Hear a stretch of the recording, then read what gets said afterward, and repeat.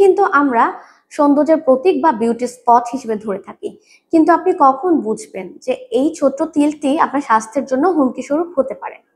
So আজকে এই বিষয়ে কথা বলবো। আমি আছি ডক্টর আমিন আরাফাত সীমা, প্র্যাকটিস করছে অ্যাস্থেটিক ফিজিশিয়ান হিসেবে মনোয়ারা হসপিটালে। ত্বক শুধু সৌন্দর্যের অংশই নয়, বরং এটি এলিগেন্ট কমিউনিকেটিং সিস্টেম হিসেবেও কাজ করে থাকে। সো এই ত্বকে থাকা ছোট্ট একটি তিলও কিন্তু গুরুত্বপূর্ণ সিগন্যাল দিয়ে থাকে। সো কি ধরনের সিগন্যাল পেলে আপনি এই ছোট্ট তিলটির ব্যাপারে একটি বিশেষজ্ঞ চিকিৎসকের পরামর্শ নেবেন সে বিষয়ে বলবো।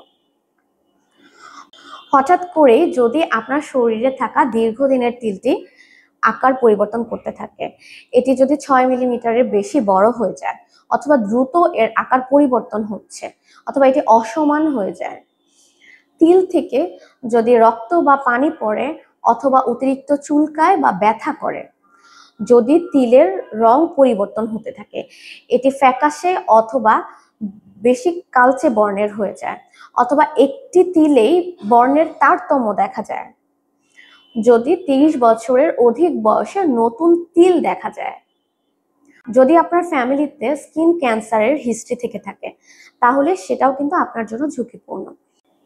এই ধরনের কোনো সমস্যা যদি আপনি দেখতে পান, তাহলে অবশ্যই একজন বিশেষজ্ঞ চিকিৎসকের পরামর্শ নেবেন এবং তার সাজেশন অনুযায়ী তিলটি রিমুভ করবেন এবং প্রয়োজনীয় পরীক্ষা নিরীক্ষা করাবেন। মনে রাখবেন, a tiny dot can B a big plot. So আজকে এই পর্যন্তই, সবাই ভালো থাকবেন।